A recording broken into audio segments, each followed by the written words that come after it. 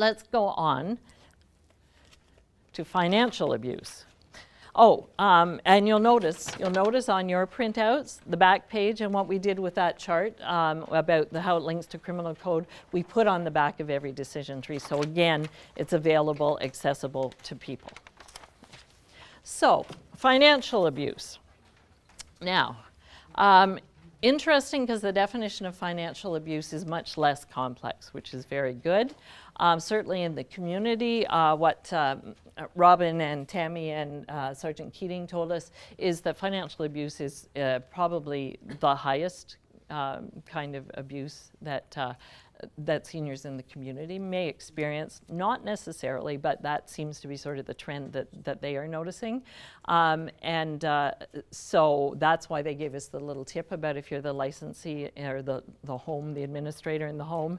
And here's some clues to look for. Look for if somebody is getting more and more in arrears and their money is managed by somebody else. Look at if the money that used to come in to help pay for the hairdresser or the podiatrist or whatever is not there, and so the resident is suffering from that. Then that's a question to start to look at: is somebody abusing that resident's finances?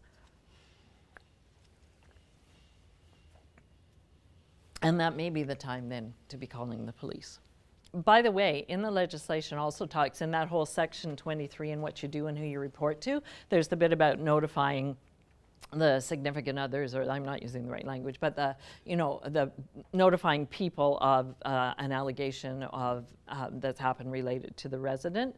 And there is a section in that, though, that says if the licensee believes that the person responsible for the abuse, who is alleged to have done the abuse or witnessed or suspected, then they are not expected to notify that person. And this would often come up if a home suspected financial abuse.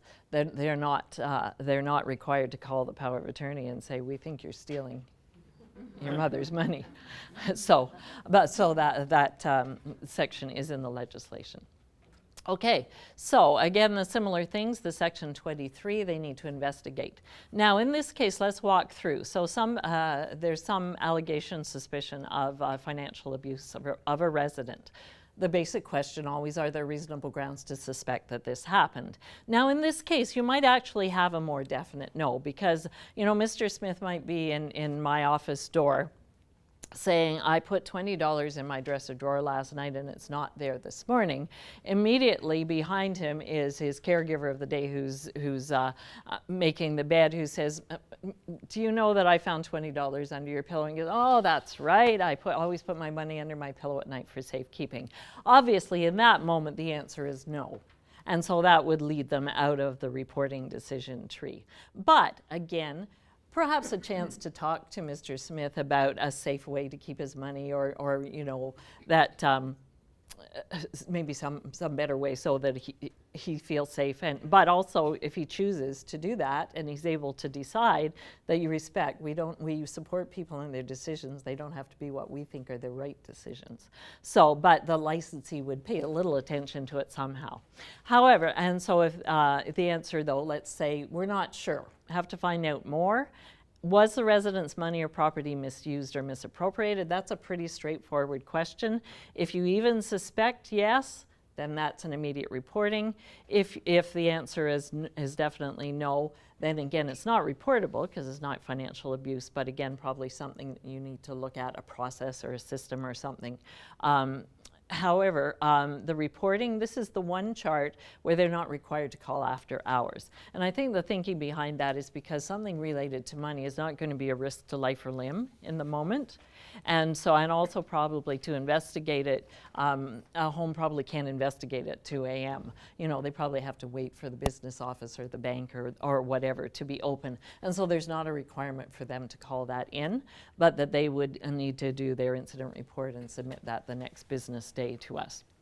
Same reporting requirements, though, that after the immediate report, that there's the 10-day final, or if it's not the final, then a preliminary report.